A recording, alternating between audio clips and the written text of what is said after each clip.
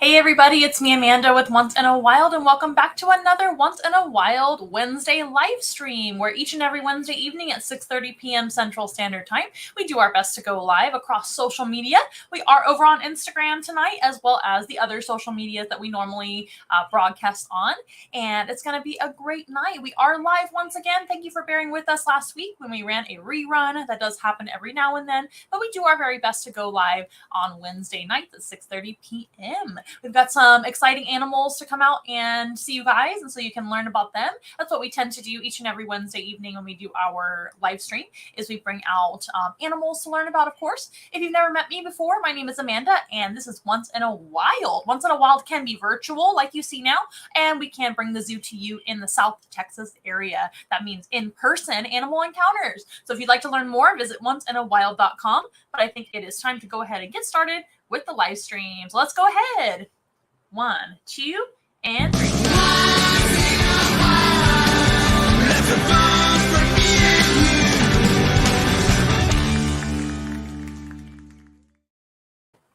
Once again, welcome back to our show.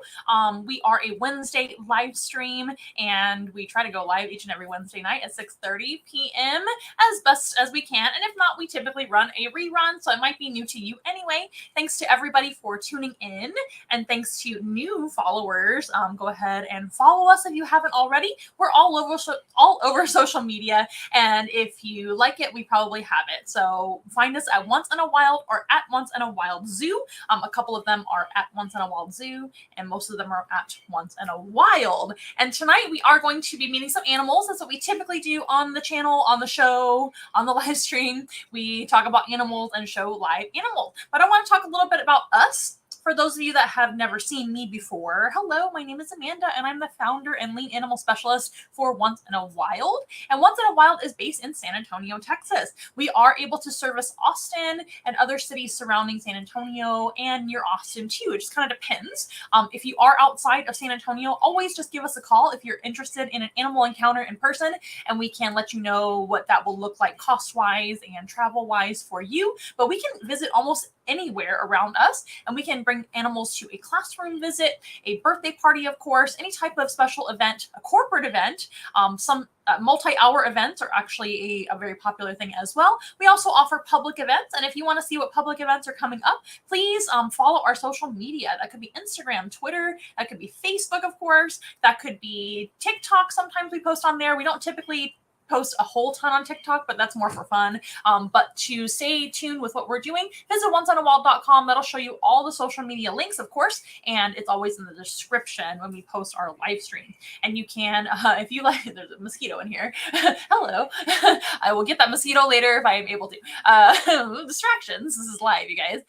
But you can find out what we're doing on our website as well, onceinawild.com. We'll also not only have our links to social media and a lot of information about us, and the website is ever improving, so stay tuned for updates coming soon to the website. But you can also go to the home page on our website, which is the first page that you see. You'll see the main page, and that will actually tell you what public events are coming up too. But sometimes public events pop up kind of randomly as we get invited out to different things. So stay tuned to social media too, just in case there's something not posted on the website for some reason. But stay tuned. We have one coming up that I can think of that's going to be for Labor Day. We're going to be here in San Antonio at downtown at the historic Market Square. We're going to be back over there for an animal meet and greet, just something casual for a few hours. We're going to be out there both days for Labor Day weekend. So we love to see you out there. Let me know if the broadcast is going through. It looks like I'm over on Instagram, but I haven't seen anybody commenting yet on the rest of social media. This is an interactive live stream, so if you guys ever have questions about what we're doing or the animals that you see come out and that we're teaching you about, or anything at all, any of the animals that you may not see today as well, you feel free to ask the questions that you want to know, and I'll do my very best to answer your questions or address your comments. Always keep it family friendly, of course. This is a family show. A lot of people watch with their little kiddos and big kiddos too. Now, Oh, I want to let you guys know how you can help us out as well. One free way is, of course, by following us on social media, commenting below, or maybe even sharing the videos, things like that. Of course, all the social media stuff. That is very, very helpful. And other non-free ways to help us out are, of course, by booking your own animal encounter, which there are many different types of animal encounters you can choose from. It can be something like a formal presentation, which is very educational, of course, and also very formal, more of a sit-down situation, also very interactive. I get the question all the time. Maybe I'll cover some FAQs today or another live stream. But a frequently asked question is going to be, can we still touch the animals? Can we still hold the animals? Can we still take photos with the animals in a formal presentation, or what I like to call an animal show and tell? And the answer is usually. So depending on which animals you select. So when you book your once in a wild animal encounter, you're going to be able to select the animals that you wish to meet. That can be nothing but snakes if you want it. It can be nothing but reptiles in general. That can be nothing but mammals. It just kind of depends on what you're looking for. But if you select animal, you can mix and match, of course. We've got birds, mammals, reptiles, creepy crawlies, amphibians, all kinds of stuff. We have something for everybody. Some are hands off and some are more hands on if you wish to participate there. And a lot of animals are holdable by guests as well, like our bearded dragon, for example, ball pythons. Those are two really good examples of holdable animals. Even our Madagascar hissing cockroaches, if that's your thing, you can certainly try to hold those guys too. Some animals are perfectly safe for holding, and many of our animals, like our rabbit and boa constrictor and guinea pig, tortoises, a lot of those guys are petable, of course, too. But there's other animals like our owl and some of our tarantulas, scorpion, let me think, many of our lizards like our iguana, and many others too are more hands off, but you can still see them very up close and of course take photos with them too. But during a presentation, the animals will basically come out one by one, being handled by myself or one of the animal handlers, of course, somebody attending, and we will take them out and kind of present them. You can take photos next to them if you want to. We'll make time for that if you want, or you can just take photos of me holding them or whoever's there holding them. That is totally fine. Photos are always welcome, by the way. Remember to tag us at Once in a Wild Zoo or at Once in a Wild or hashtag Once in a Wild. That helps us out quite a bit to see the photos and share the photos. But long story short, even if it's just a show and tell where animals are coming out to visit one by one and you're learning about them, kind of like a classroom presentation, that's a great example, you can still opt to perhaps touch the animals too. We always allow for that as well, especially when it's like your birthday party situation or something smaller, a small gathering. We definitely will make time for you to do so if the animal is appropriate for touching, holding, or taking photos with. All the animals you can take photos of and usually stand next to them to take photos with. So yes, the answer is yes. But it just depends on which animals you select, whether or not you can touch or hold them. And when you book your animal encounter, I always go over that with you. That way you can know which animals are which ones are more appropriate for children, which ones are more appropriate for touching and holding and things like that, more interactive. So we've got something for everyone. We've got more hands off and more hands on. So it just depends. So that's one thing you can book as a show and tell. Another thing you can book is a meet and greet. Now, what's the difference? A lot of people ask me that. Another FAQ. What's the difference between a meet and greet and a show and tell? A show and tell basically requires an attention span of some sort. You would have to kind of have a sit-down situation where you're listening to me give a formal presentation where the animals come out one by one in a show and tell format. The other option is a meet and greet. That's where the animals are basically out the whole time. Say you have a multi-hour event, or you have a birthday party where you have like little ones, or you just want something more casual where your guests, the people there, can just approach the animals at their leisure and not have to sit down and listen and not speak while I'm giving a formal presentation. Now, that doesn't mean you can't ask questions during a presentation, but we have to do a little bit more what's the word? A little more organized. Raise your hand, ask a question, things like that, or else it's like chaos, right? So, but a meet and greet, it's not chaos, but it's a lot more casual, where we'll set up the animals either on tabletops. That's typically what we do on tabletops, or we'll hold the animals and guests can approach and either touch the animals if it's appropriate, or take photos next to the animals, or just come up and talk to us. You can learn something just by having conversations with us casually. It doesn't really require an attention span. It just requires that you take turns. Now, another thing that we offer too is a petting zoo, and that's exactly what it sounds like. A traditional petting zoo. We're not super traditional with the animals that we bring because we don't have goats and we don't have chickens and we don't have llamas or alpacas, things like that. Not that there's anything wrong with that, of course. We do offer lots of domestic animals for petting experiences. And the petting zoo that we offer is going to include our 2 Pekin ducks. So that's kind of a farm animal there. Our Flemish giant rabbit, 2 guinea pigs attend, and a bearded dragon and 2 tortoises. So we call it a mini petting zoo. So we'll set up a animal pen where we can be in your backyard or some sort of grassy area, usually in the shade is what we prefer. Or we will also bring our shaded tent pop-up canopy where we can provide shade too. We usually bring that anyway because it's just so very hot and it's just more comfortable to have some more shade, even if you have a shaded area too. But usually on grass is what we typically require for that. And it's just a 10 by 10 amount of space. So that's super easy to set up in most backyards or schools and things like that.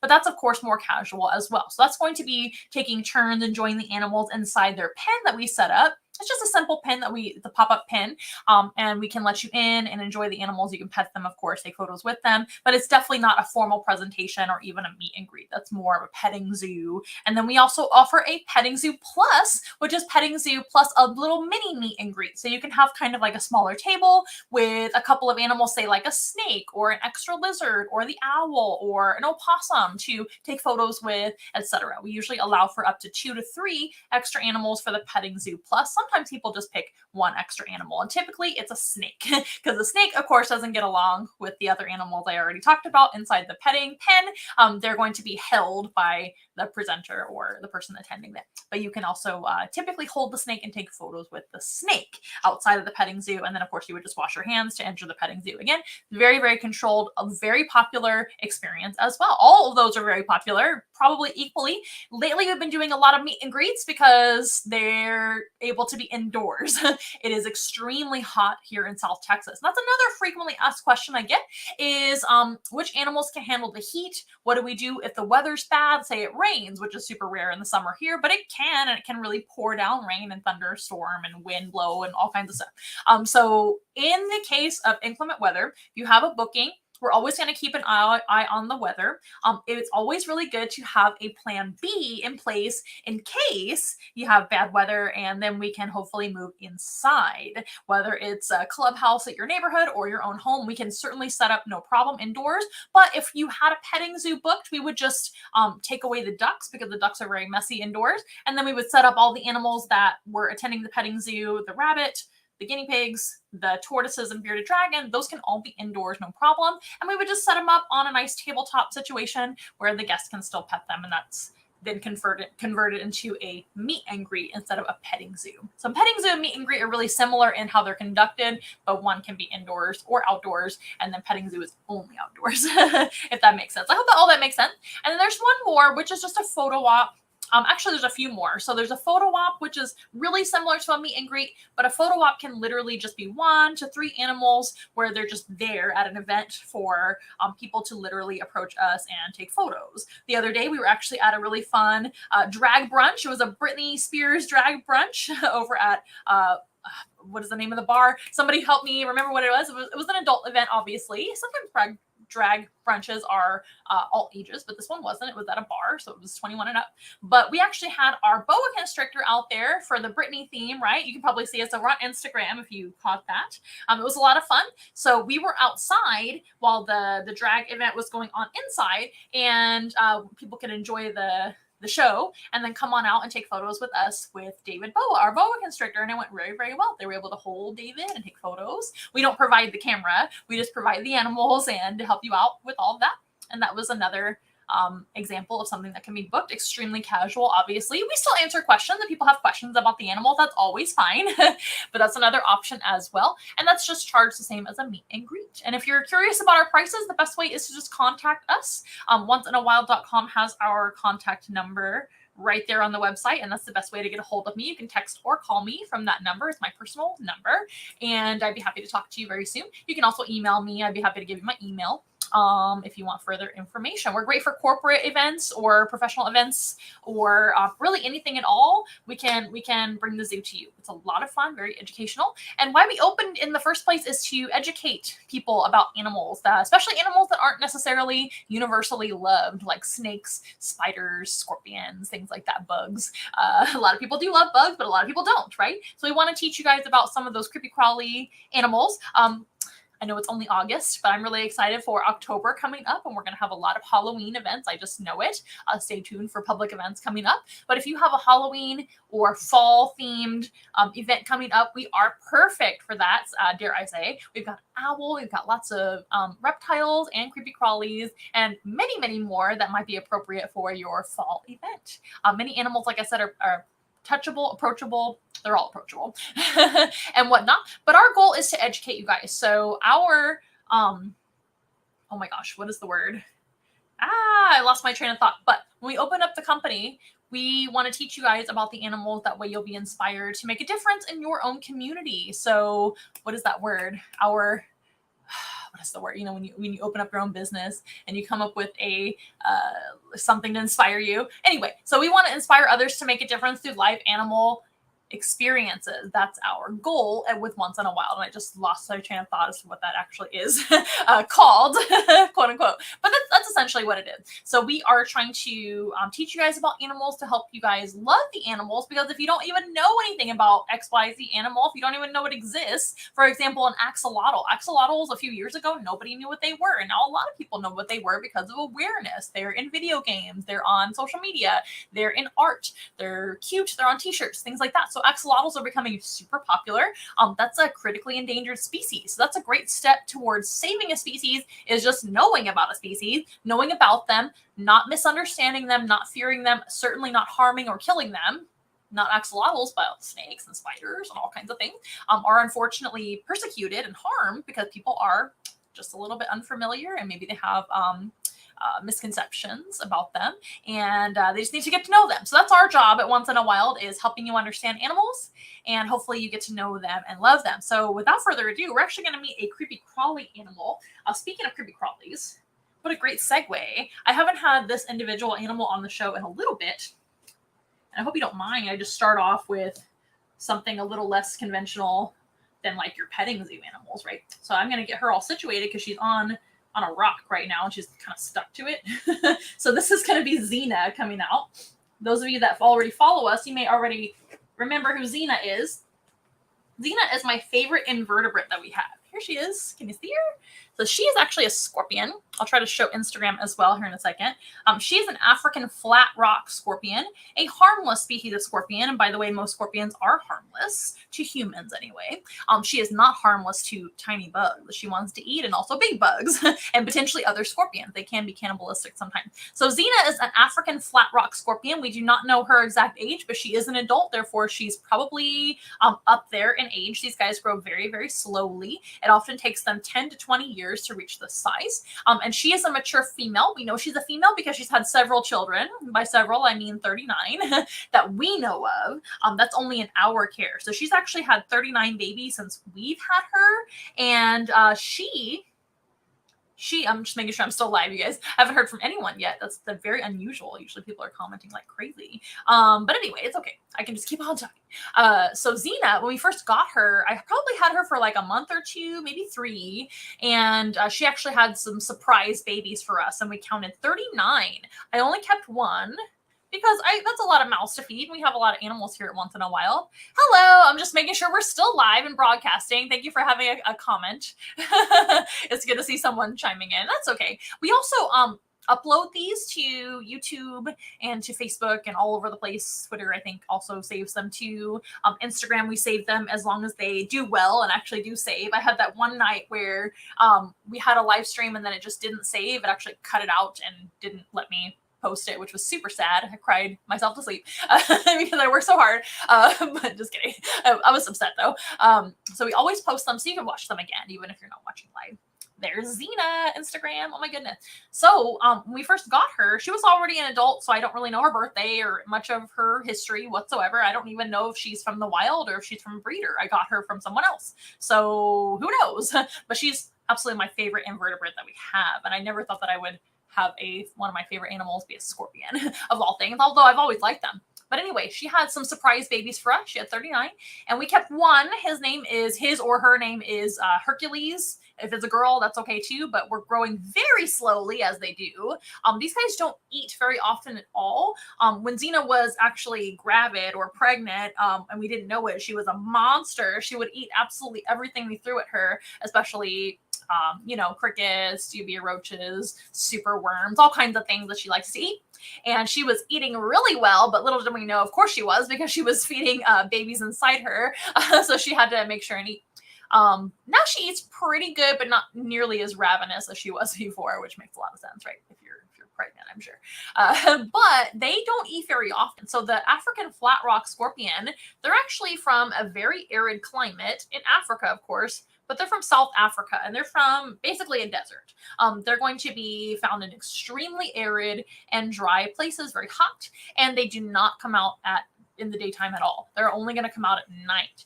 And most of the time, they're not going to come out at all. They're actually going to be under flat rocks, hence the name, the flat rock scorpion. They actually have a pretty flat body for the size that they are. They can completely flatten, almost like a roach can when they crawl under doors. Not to scare you guys even further from scorpions, but because roaches do scare me. But they can flatten their bodies and squeeze underneath kind of like tight crevices and things like that to stay safe, to stay out of the sun all day, and to, of course, hide from all kinds of other critters that want to eat them or that they want to eat. So they're really not an adventurous animal at all. They'll kind of be like a little hermit, and they will just eat whenever they need, which can be once a year sometimes. So they don't eat a ton. They might eat every 3 months to every 6 months to once a year, just depending on how they're doing.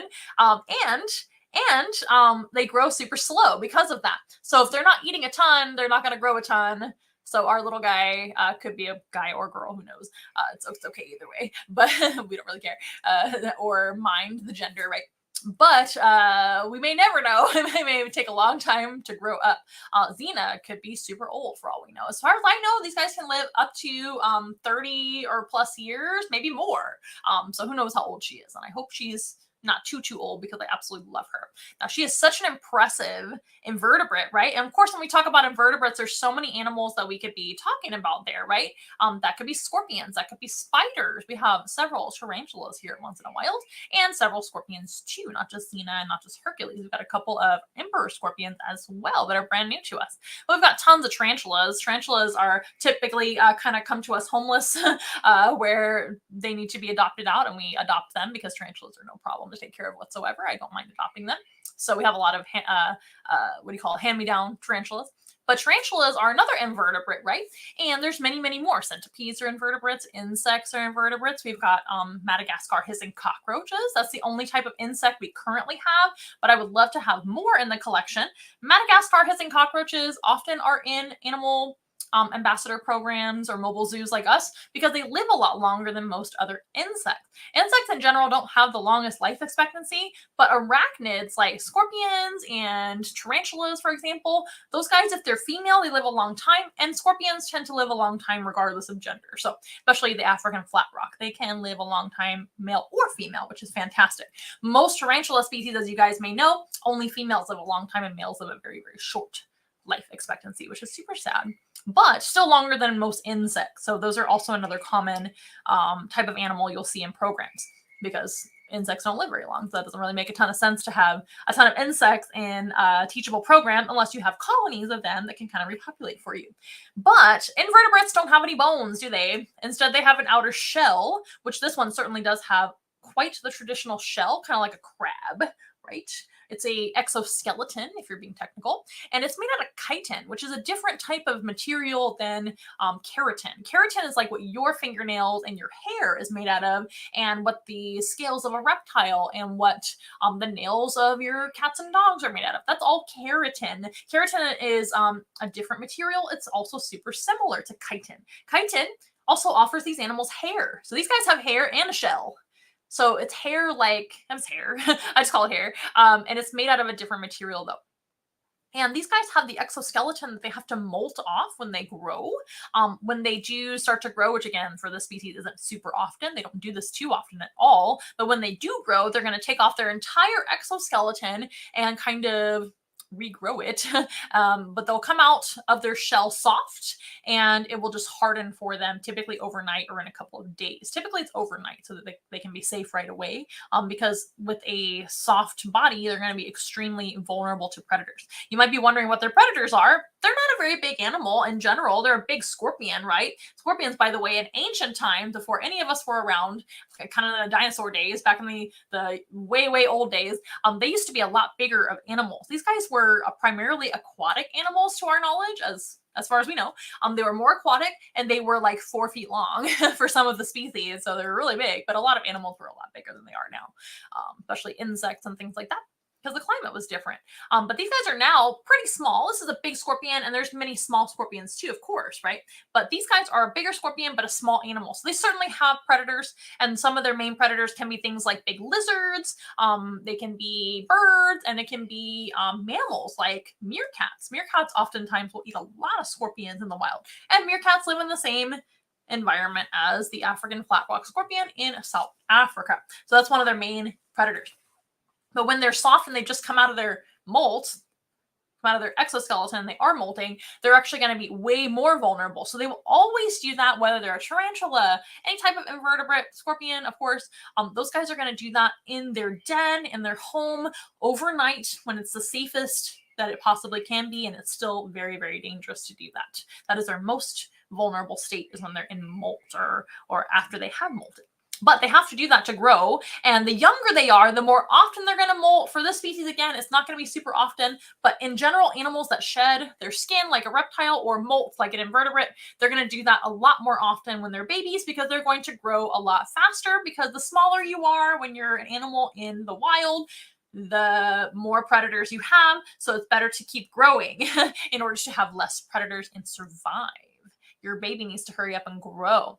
These guys, of course, are invertebrates, like I said, and they have no bones. So all that inside is going to be pretty soft.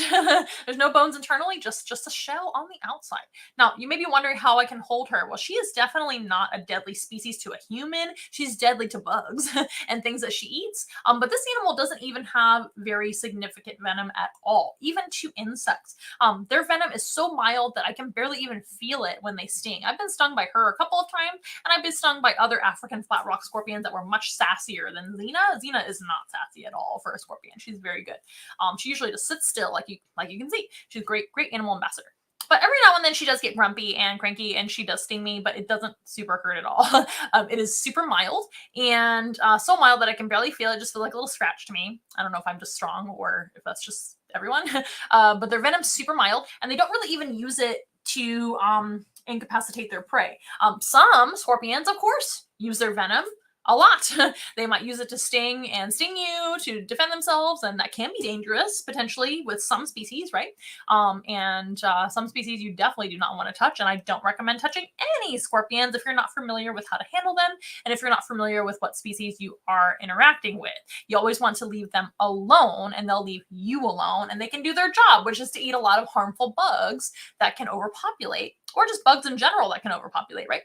But these guys, as the species goes, they use their claws instead of their venom to hold their prey and make sure it doesn't get away. Other species would sting, and that would immediately incapacitate or paralyze the food that's trying to get away. Most bugs that they eat, right, are going to be super fast, super wiggly, and trying to get away. So that's the best way that they can actually make sure they can eat, is other scorpions will sting and hold on at the same time with their claws, also known as pedipalps, by the way. Pedipalps is the proper term for the arms of an arachnid. Spiders have short pedipalps with no pinchers or claws, right? But scorpions have giant pedipalps, which are their arms, and they have claws instead of just having little arms that look like the rest of their legs. Spiders would have the little arms in the front and then 8 walking legs. But this scorpion, Xena's species, the African flat rock scorpion, these guys just grab on like a crab, and they literally just start eating the animal. So they will grab on to, say it's a roach, and they will literally bring them into their mouth and just begin eating them. They will not wait for them to be dead. They will eat them alive. That is pretty brutal, but it's just the way that they do. So these guys, in order to find their food, you might be thinking vision, you might be thinking hearing, but that's actually not the case. They're going to be using their sense of touch. Now, again, this is an animal that's nocturnal, so they're only active at night. That's very strict for this species. They never are active during the day in nature.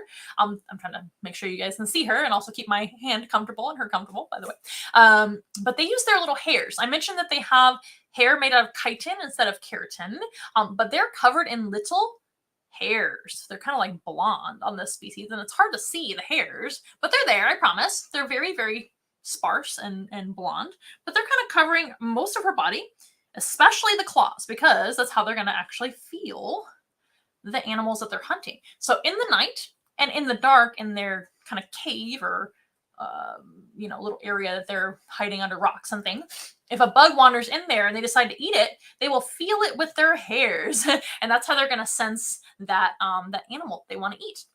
And they will grab it immediately and start eating it. Their mouth parts are kind of like little claws too. They have what we call chelicerae, which are their mouth parts. So on a spider, of course, the chelicerae are where the fangs are too, and that's how a spider would actually use their venom and bite. These guys use the venom from the back if they're a more a scorpion that uses their venom more than a flat rock scorpion. This is a terrible example of a scorpion and what I'm talking about, because they don't really use their venom, right? But a scorpion's venom is in the back and a spider's venom is in the front. But they both have chelicerae, which are their mouth parts. Let's see if I can show you. Oh, she's going to pinch my finger. Don't worry, she's just hanging on to me. There we go. Can you see those two little, mouth parts that she has right in the front? Those are called chelicerae. Or chelicerae, however you want to pronounce that. I've heard both ways. I say chelicerae. And she's got almost like little claws for mouth parts. And they kind of operate like claws when they eat. Back in focus, Zena. Back in focus. Am I in focus or is she in focus? She's more important. So they kind of operate like little claws too. And what they do is they simultaneously kind of slobber all over their food while they chomp it up. And that will help to digest, of course, and be able to swallow it.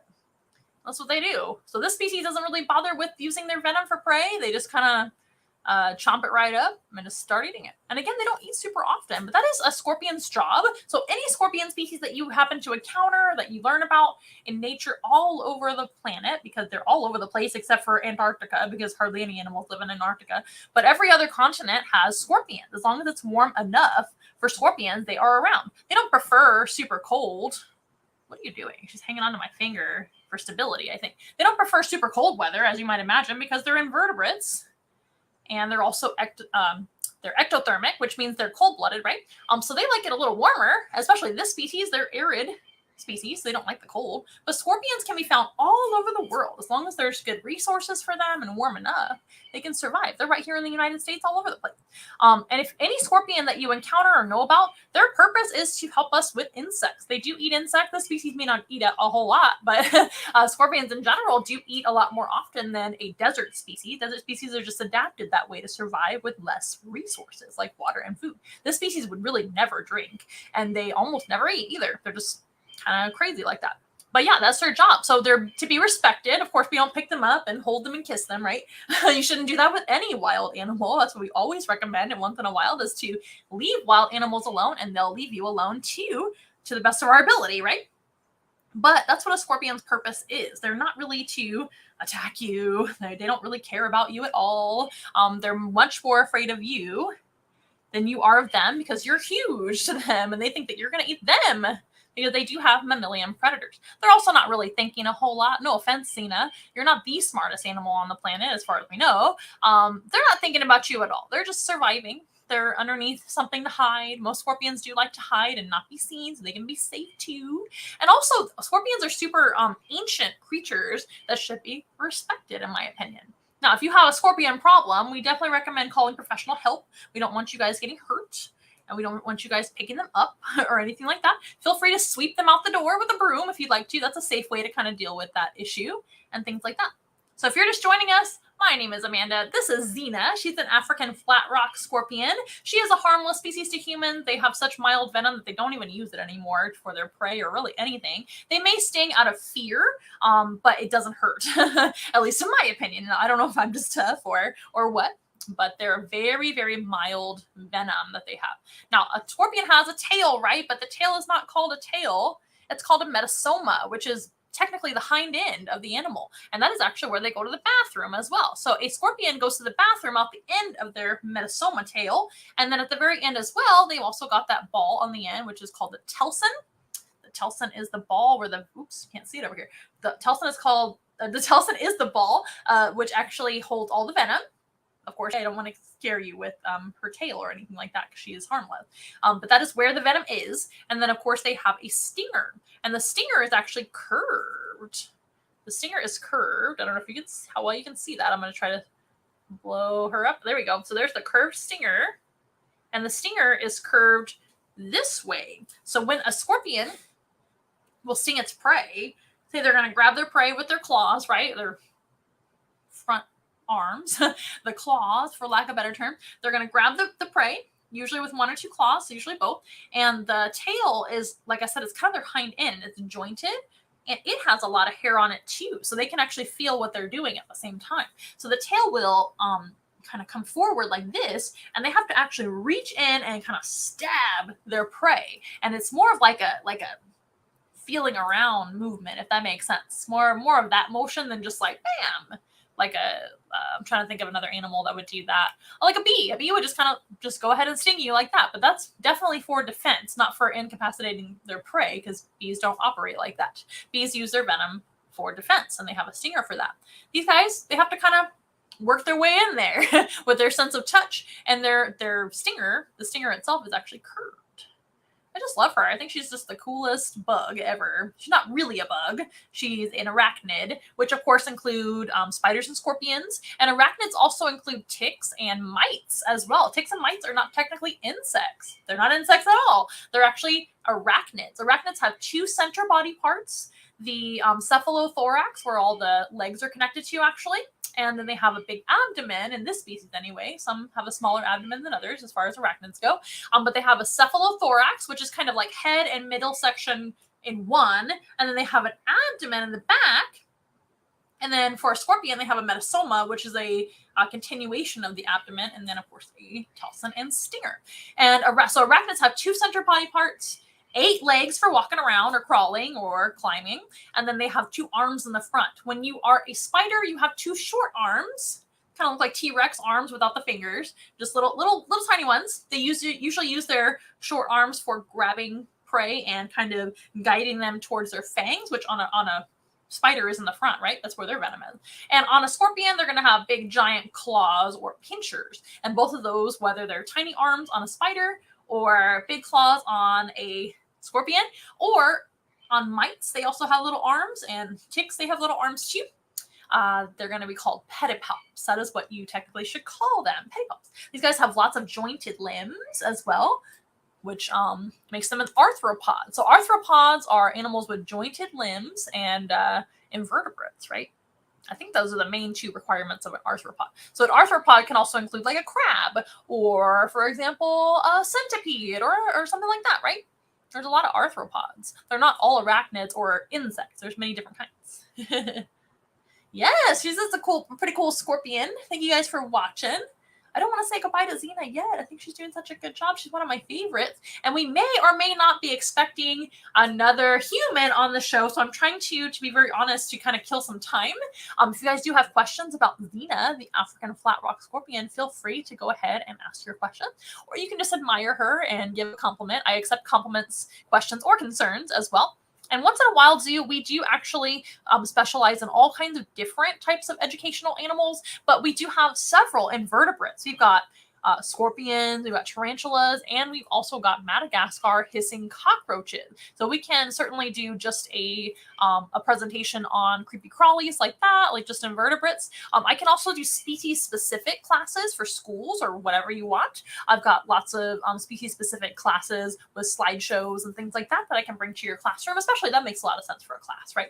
And I forgot to mention at the beginning of the program, not only do we offer in-person animal encounters and interactions, we also offer virtual too. So of course you're on a virtual program right now, but those virtual experiences are still semi-popular right now to people that aren't in our area. So we can actually jump on a Zoom and provide you a Zoom animal encounter, just checking, a Zoom animal encounter with animals that you can choose. We start with 5 animals and we go for 1 hour, and you can let us know if you're interested in The pricing of that. Will I get a scorpion tattoo? That's a very, very good question. That's one tattoo I don't have yet. I'm actually thinking about getting a tarantula tattoo to add to my large tattoo that I already have. Most of my tattoo is based in Central and South America. I've got Mexican animals. I've got some animals from South America, Central America, things like that. So I would love to get a pink toe tarantula. They're very colorful. All my tattoos are super colorful, and that would kind of go nicely with that. I don't think I'm going to get a scorpion anytime soon, although I've got lots of I do love scorpions. I've got lots of tattoo ideas, as you might imagine. Most animal people that like tattoos get lots of ideas in their head about what animals they would like tattooed on them. I think my next tattoo, if I start another project, will be a flamingo or a maybe an East African crown crane. That's another one of my favorite birds.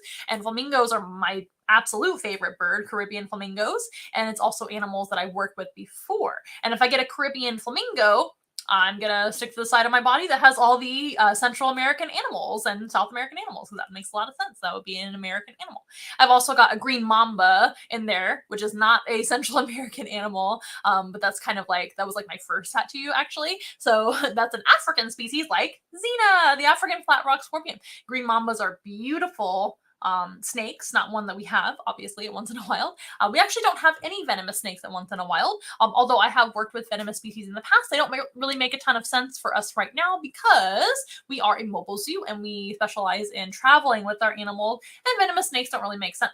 Now, one of our long-term goals with Once in a While is actually to get or to have a facility where people can actually visit in person. And maybe someday we will have some venomous species to see when you visit once in a while. But for now, it doesn't really make a ton of sense, although I do very much enjoy taking care of venomous snakes. Some of my favorite animals are actually snakes, including venomous snakes. That's a great question. I do have a lot of tattoos, though. So some of my animals that are on my tattoos are, I've actually got a Baird's rat snake. I've got a green mamba. Like I mentioned, it's actually a Western green mamba. So it has like multiple colors of green and blue on there and gold. And then I've also got a neotropical rattlesnake, which is a South American or Central American rattlesnake. They're tropical. And I've also got a the axolotl, did I mention that already? A porcupine, that's on my arm right here. Maybe I'll do a tattoo tour at some point. I've got a South American prehensile-tailed porcupine, one of my favorite mammals. I've got a tamandua, which is a type of anteater. What else is on my tattoo? Let me think. I've got poison dart frogs as well. I've got an arsari toucan, which is a tiny species in the toucan family. Arsari, however you want to pronounce that. It's a green arsari. And then I feel like I'm forgetting something. Oh, of course, on this arm, it's a separate tattoo, and that's going to be a cockatiel. Cockatiels are one of my favorite birds, and I just love them. Cockatiels, of course, are Australian, though, and not Central or South American. So I've got one African species, one Australian species, and then so many Central and South American, and even North American because of the axolotl, which is technically North American, and the Baird's rat snake is too. But I consider that Central American, still American. Okay, Xena, you've done a fantastic job here on the live stream. We're going to go ahead and let her rest. If you guys don't have any questions about her. Isn't she just gorgeous? Let's have one more view of this beautiful scorpion. That's okay. It looks like Ricky may be a little bit later on the show. We'll try our very best to get Ricky on the show. He's just busy. He has a life outside of Once in a While, believe it or not.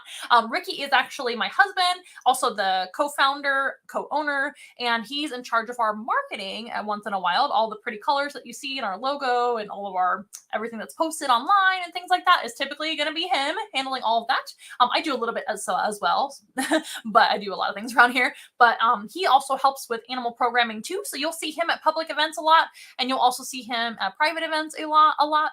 He's learning a lot about the animals, and he's usually a guest, or just not really a guest, but another person that's on the live stream sometimes. And oh yeah, you can come in. Never mind, just kidding. False alarm. He's actually going to be able to come in now. So I'll go ahead and let him in if he wants to come in. Yes, you can come in. Come on in. Yes. Just come on in and close the door behind you. Here he comes, you guys. So very good. So Ricky's going to come and join us. Get settled over here. And you're going to have a seat right here. Make sure and turn off your device because it's going to have two different audios there. Make sure it's on silent. And then put it away. Okay, you guys, Ricky's going to have a seat next to me. Wear your glasses. Go ahead and get your glasses and come back.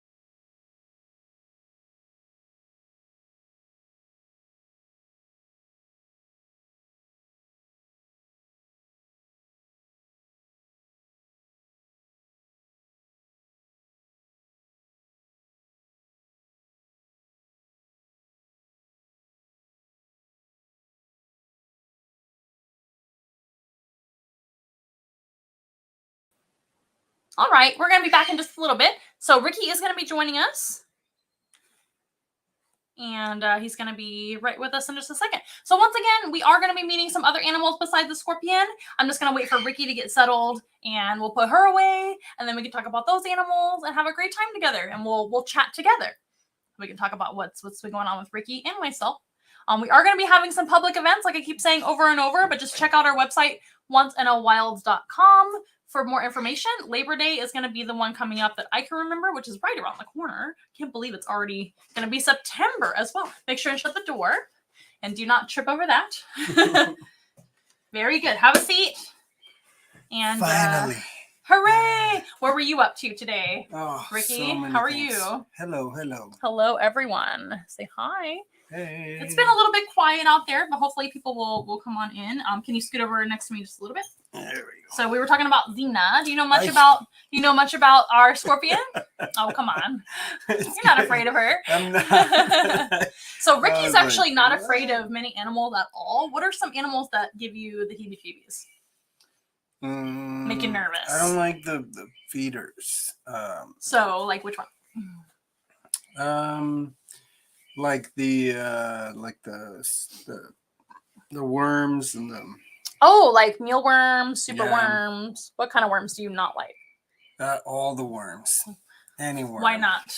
I don't know. Traumas from when I was a little kid. Bad dreams? But I'm getting over it by you are doing getting better. exposed and touching certain things, and now it's not as bad. Yeah. But yeah. No, you're pretty brave. Actually, you don't really have a ton of animal phobias at all. No, not really. So can you talk about... I mean, I'm afraid of not afraid, but more I have a deep respect for animals that I know are potentially dangerous. Of course, we all should have that. But no irrational fears besides the worms. Now, that's not really an irrational fear. I think that probably stems a little bit from parasites. I think a lot of people that have the heebie-jeebies about worms or creepy crawly things, that makes a lot of sense because some of them are dangerous, and instinctively we can be a little bit more protective of our bodies to make sure that we're not going to get something bad happen to us. But what do you know about scorpions? You know what? cheating. I don't know a lot about scorpions. Well, I'm sure I you know something. That if the tail is tiny, that means that they're potentially not dangerous. Yes. So if we have larger claws and a skinny or shorter skinny tail, there's probably not that much venom. And that's because the tail of the scorpion, which is actually just their hind end, by the way, it's not really a tail. It's a segmented portion of their abdomen, but we call it a metasoma. And that is going to be more strong if they need their venom to be like, their main way to keep their food from getting away. So a scorpion with tiny claws, they use their claws a little bit, but they use their tail a lot, and that's going to get to it right away. So they have a lot of power on the tail. So this species, of course, since I'm holding her, we know she's not super dangerous. In fact, a flat rock scorpion is probably the least dangerous scorpion. Her venom is like nothing. I have been stung and it doesn't hurt at all. That's far less than an ant, like a million times less than an ant. But they would really just grab their food and just chomp, chomp, chomp. You start eating it like a sandwich. Like a sandwich. And they have a lot of slobbery saliva that processes their food as they're eating it. And their mouth parts are kind of like tiny claws as well. So their mouth parts are kind of like little claws that operate like this, kind of like a crab. Now I want to hold one. Do you want to hold her? Yeah. So we can do that. So we got to make sure you're in a good position. She's like a teapot. I'm a little teapot. So how about let's do 2 hands? Okay. Just in case. And we're going to kind of cup our hands a little bit instead of just super extended flat. We're going to like this. But we have to make sure the audience can see. Okay. So maybe, and she's very good about like kind of hanging on. It doesn't hurt. And she is not fragile. So if something happens, I'll just gather her for you. Now, this is something that we can actually help you guys with if you happen to be afraid of scorpion. Scorpions aren't typically an animal we offer for like a lot of handling and things like that. Now, if she does pinch you, it doesn't hurt, by the way, at all. She might go like this to have a little bit of stability. You can take this hand away. I know it's going to be super awkward of a hand positioning, but I want people to see. You're doing great. So I have let people handle her before. People that are going to be nice and steady with her. She's not a fragile animal like a tarantula. She even grabs onto you anyway, so she doesn't really fall easily. You're going too close. We can't see her. Can you kind of like? Can't see. Can't see. Tilt. Oh, you're not as flexible as me, are you? I'm not. You did great. I want people to be able to see her a little bit better. Maybe they can see her. Was so awesome. And I usually kind of put her on this part of my hand too, because look how she just grabs. Yeah. That way I can show. But sometimes we'll let people kind of hold her over the table, and if they want to put her down, then put her down. But that's a great way to actually get over your fears. Mm-hmm. A lot of people are scared of scorpion, and it's not really irrational, in my opinion, because a lot of them can sting you and it hurts, or they can pinch you and it hurts, or some of them are not safe at all. But we should always just leave them alone.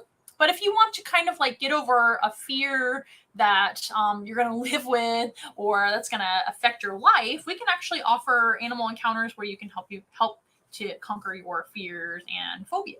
So what is your experience with some of that with like some of our guests, especially with some animals, right? Certain animals, what are some of the animals people are scared of? Snakes. Snakes are a big one. Number one. Most snakes. common. Not number one to where we think it's rational, but number one most common. I would say is any bugs and spiders and things like that. Scorpions. Mm-hmm. But even the tortoise and the... Well, yes, that's not a typical one, though. Some people are just nervous around animals in general. The opossum. Yep. Opossums. The owl. But like, what has happened? So what are some of the experiences where you've had a snake at an encounter? Because Ricky actually does a lot of snake handling, because snakes are very easy to handle, to be honest with you. So he does a lot of that for photo ops and for meet and greets and all kinds of stuff. So what have you done to help people get better about that? So there's nothing to be afraid of, and most people. No, the snakes we have are harmless. Most people are so curious, and they wouldn't be talking to you unless they wanted to touch a snake or hold a snake. They would just run away. Like they would just leave or not and be there. Not care. And a lot of people do that. A lot of people they go, no, never mind, and they walk away. Yeah. Have zero interest. But the moment you sit down and you start going, I'm afraid. I know deep down inside you just say, hey, I want to get rid of this fear, and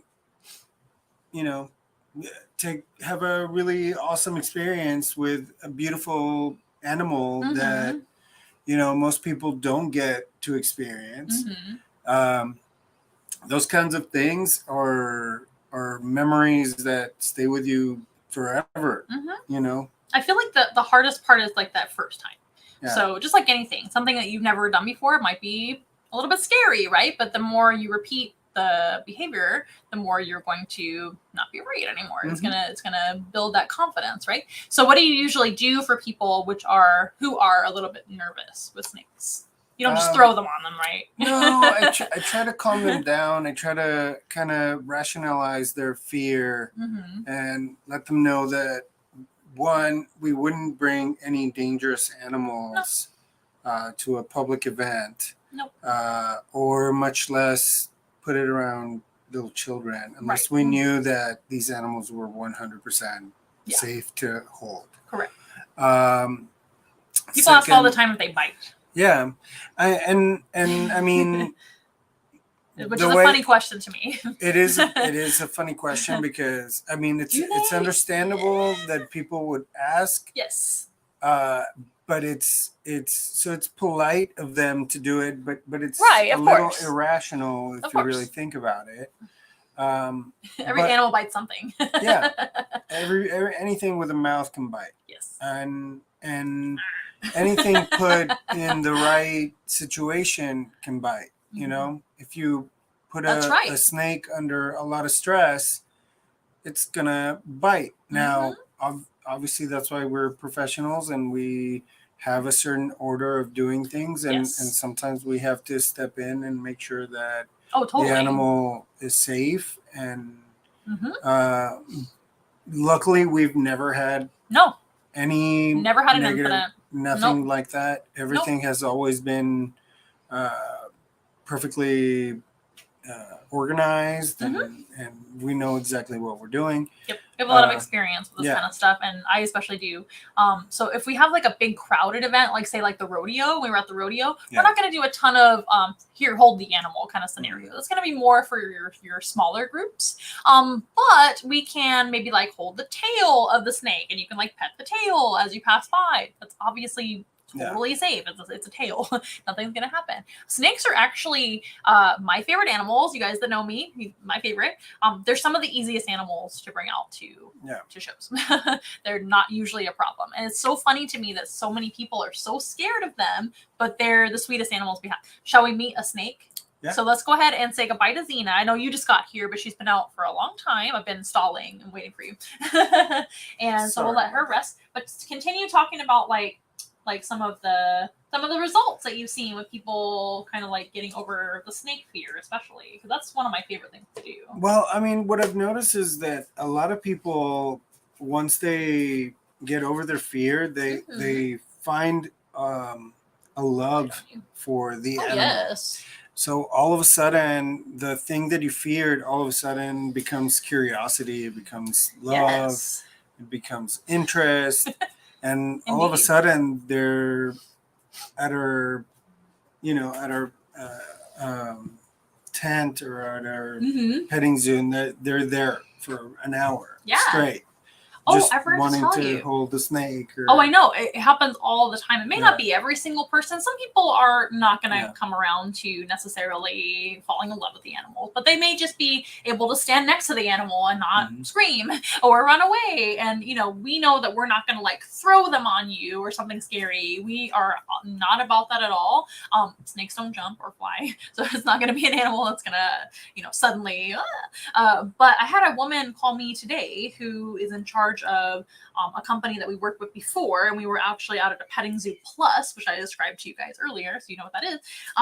A petting zoo plus, and we had petting zoo, of course, and then we also had like a tarantula and the iguana, and we had a snake, and she was really scared of tarantulas, but she really, by the end of the day, wanted to hold Blondie, which was who was there, and she did. She was able to put her hands kind of like on the we have like little mats that we put, which is nice and soft, so she won't fall or be hurt.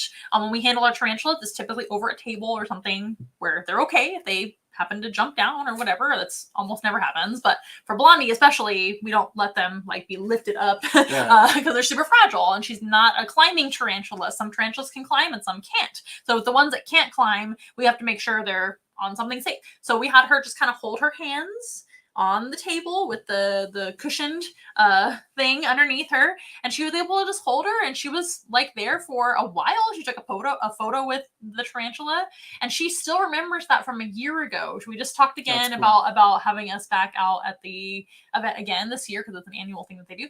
And she was like, that meant a whole lot to me. And the next time I saw a tarantula in my yard, I wasn't scared. And I just kind of looked at them, and I was like, I'm not going to die.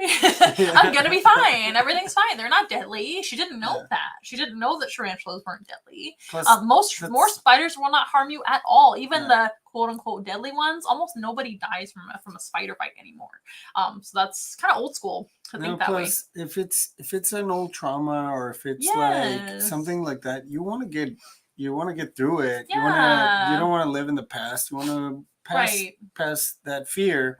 and you have to learn which animals are dangerous and which ones are not dangerous. How and just leave them all awful alone, would it be to every time you see a spider just break down? I know. That's terrible. I know. Yeah. And I do understand animal fears, but we'll talk about that later. But anyway, so I brought David on the show. Oh boy. David's been doing a lot of work lately.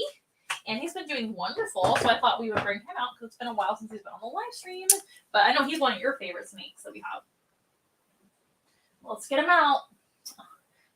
Of course, we're just talking about how snakes are extremely misunderstood and feared by lots of animals. This is our biggest snake with Once in a While, but he's not as big as he will be. This is David Boa, you guys, a Colombian boa constrictor, and he is only about 5 years old. He's going to be 5 soon. And they can live a long time. So as long as he's alive, I'm going to get him settled. As long as he's alive, he will keep on growing little by little. And they potentially can get pretty large. Hello.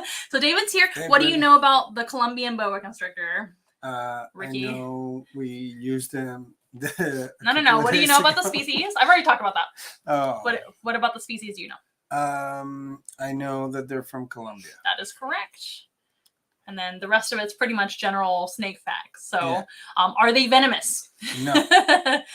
What do they do instead of using venom? They are constrictors. That's right. So what does that mean? It means they give you a little kiss, I think.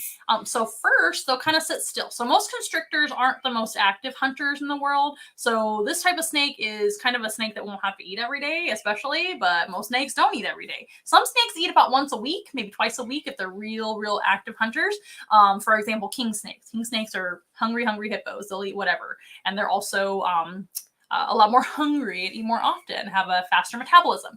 This type of snake doesn't eat very often at all. In fact, in the wild, they typically eat once a month, maybe every other month. And so they kind of just hang out and blend into stuff. They've got a nice pattern on their body, which blends into most backdrops in the jungle. Could be ground, could be tree, whatever they want. And they will kind of just like stay put and wait for food to pass by. That could be a bird, that could be a mammal, that could be sometimes lizards, but super, yeah, it could be your face. No, he will not hurt you. He's just exploring. These guys are very active snakes when you hold them. He will settle down eventually. Although he's young and he's very active as a young snake goes. But as a species goes, they're not the most active snakes, believe it or not. And they will kind of ambush hunt. So that means they'll stay still and wait for food to pass by. And how do they sense their food, Ricky? How do they sense their food? He's going to stick it up my nose. He's going to stick his tongue up my nose. Is it like a sense of smell? Sense of smell with the tongue. That's right. So when they smell stuff, it's by sticking the tongue out, collecting scent particles, and then processing them on the roof of their mouth to the brain. So they've got a really specialized organ on the roof of their mouth called a Jacobson's organ. And that's every snake, not just boa constrictors. Every snake has this. And a snake has a forked tongue. So why does a snake have a forked tongue? What does that do for them? It gives them smell in stereo. Smell in stereo. I love that. So what does that mean? It means they can smell multi-directionally. Directionally, that's right. Do they have ears? No. So they don't hear in stereo, do they? No. They don't hear much at all. Are there no snakes with ears? No snakes have ears. No snakes have ears. Snakes do have internal ears. It's debatable whether they can hear a teeny bit, but we don't think so. I've always been told no. And they can definitely feel noise, just like somebody deaf could feel noise, right? Especially loud noise or vibrations for sure with their body. They can feel that. And they have sensitive jaw bones. I can actually sense a lot of that too. Oh no. A little. So this is a tighter space, so it's a little bit harder to show him. Anyway, so that's going to be something they don't really have. That's a good sense for them. So not hearing, it's going to be smell instead. And having the forked tongue kind of compensates for the lack of 2 ears, right? Because 2 ears, whether we know it or not, help us to kind of sense things around us in stereo, like a human, right? Most animals have 2 ears, not just one, but they've got 2 points on the end of their tongue instead of having ears.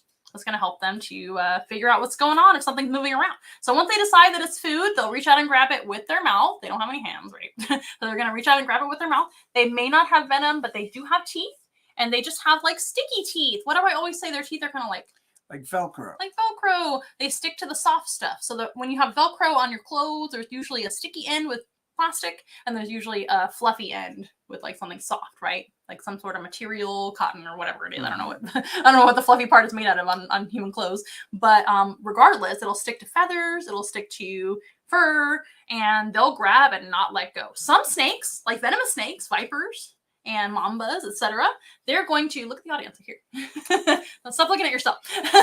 They're going to actually bite and let go. Did you know that? No. So like vipers will bite and let go. Okay. Because that animal may not die right away. And you think the animal is going to be like super happy to be bitten by a snake? No, they're not. They're going to move around, maybe claw, maybe bite. So if the viper bites, they let go, and then they just kind of wait for the animal to die, and then they come back and will eat it. These guys bite and do not let go because what they do next is wrap around them. They're actually going to constrict by squeezing, and they will not let go. They have super strong muscles, and they squeeze for about 5 minutes, more or less, and it's like a long hug goodbye. And the animal's not going anywhere, then they can eat it. They don't chew their food, do they? No. What do they do instead? They can swallow animals whole. Yes. Up to 5 times the size of their head. That's right. They eat an animal approximately 5 times the size of their head. It can be a little less. Sometimes smaller animals are fine too. They'll eat those too, but that's about the capacity they can swallow. And that's because they have a very different jaw than our chewing jaw. We have chewing molars and molars.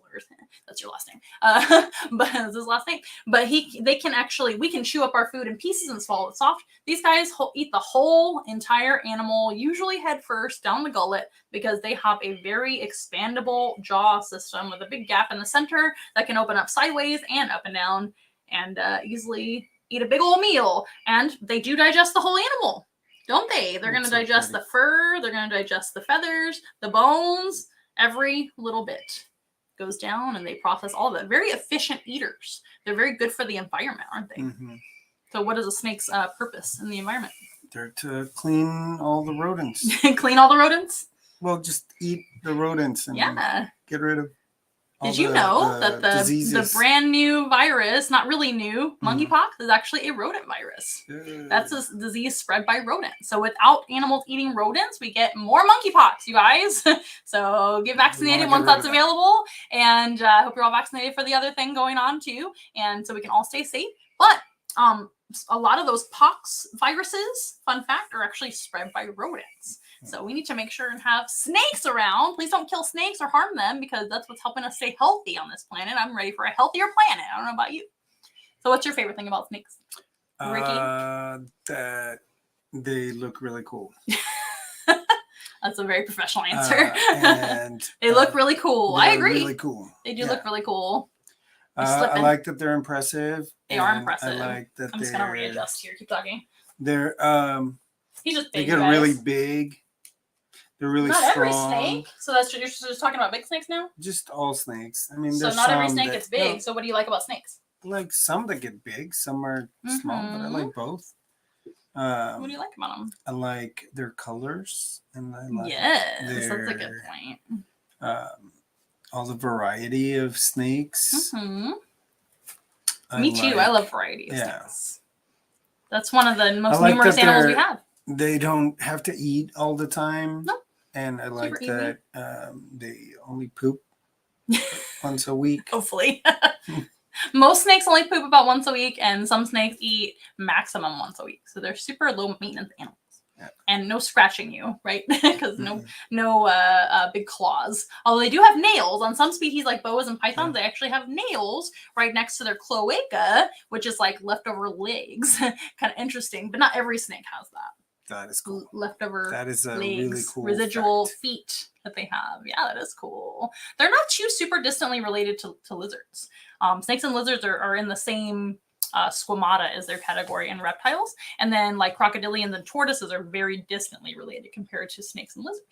I also like that they're awesome in photo ops. Yeah, we were just talking about that. Yeah. So David did a really good job being an amazing animal ambassador. I know he's really wiggly today, but he was really good the other day. Usually more open spaces, it's just easier to showcase him. He's just trying to climb all over the place, and I can't let him today. But we actually had a whole bunch of guests hold him and take photos with him, and he was the perfect angel for that. And he was did awesome. very well. He was great. He's getting really active today. He's going to climb up the wall. Goodbye, David. He's like, I want to explore the space. Yeah, and stay tuned. He's actually going to get a lot bigger than this. And I'm sure you're excited about that because you like the big, impressive snakes for sure. Snakes never blink. Did you know that? Yeah. Snakes do not blink, and they have spectacle scales right over their eyes. So it does protect their eye, kind of like an eyelid, but they don't need to actually shut their eyes because they don't have any eyelids at all. They have a scale. It's clear right over their eyeball. They can move their eyes, though. They can actually kind of look around a little bit and rotate their eyeballs a little bit. Not as much as us, but a little bit. And but they're always looking around, but they don't have the best eyes. You would think by having eyes open all the time they would have excellent eyesight. They really don't. A lot of animals actually don't have eyelids. Xena doesn't have any eyelids. Fish a lot of times don't have eyelids, right? But that doesn't necessarily mean that they can see amazingly. These guys really don't see much color, and they don't see super sharp, but that sense of smell with the tongue makes up for all of that. Some snakes do also have heat pits on their lips, like pythons, but boas do not have heat pits, and unless you're a tree boa. There's some tree boas that have that for more sensitive prey capture. Question. Yes. What is your question? Is it just David, or do all boas have that little mustache? All boas have the little mustache, as far as I know. So this species, the Colombian boa or common boa constrictor, they have the little marking right in the front of their lips. It looks like a mustache. Keep talking. I'm just going to get him out of my hair. Keep talking. Yeah, I think that's a really cool feature. I didn't know. It is. It's super pretty. They have really neat markings. Most of their markings are for camouflage. And they've got some pretty neat ones as well that just kind of are there. He's so big. Oh, my God. Okay. Oh, did you talk about us being on TV this week? No, I didn't. Yeah. You mean yesterday? Yesterday, yeah. I was on the news again, you guys, yesterday, and we were on which channel? Channel Great Day SA. 5. Channel 5. On the local San Antonio news. In the morning, it was 9 a.m. It was a super early. Hello, Roma. A super early show, which I'm sure Roma is used to. Obviously, she does it every day. But we had to be there by 8:15 to get ready for the show. We had our owl on the almost said live stream. We had our owl on the live news show. We had Blondie the tarantula. Speaking of, we had a bearded dragon and a tortoise. So Shelton was on the show too. And if you didn't catch it, I'm sure we'll find the video and post it. Yes, we're on going to social share media it. We're going to share it super soon. It was really fun. Yes, stay tuned and let's not give it away. Yes, I didn't think it was that funny. I think it was a little funny. Okay. But it was a good funny. Mm-hmm. I like those animal bloopers. That's funny. It wasn't really that big of a blooper. Yeah, it was fine. it was fine. I did fine. Yeah, you did. No, you were magnificent. Thank you. Yes.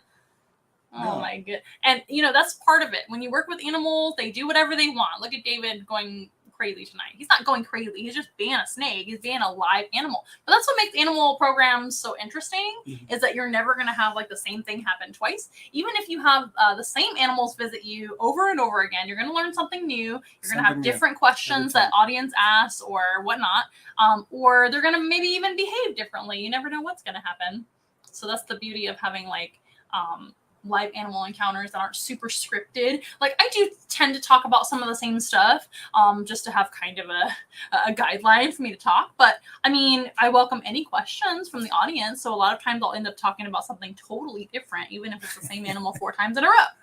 What are they saying? Says, was the blooper an owl pellet dropping?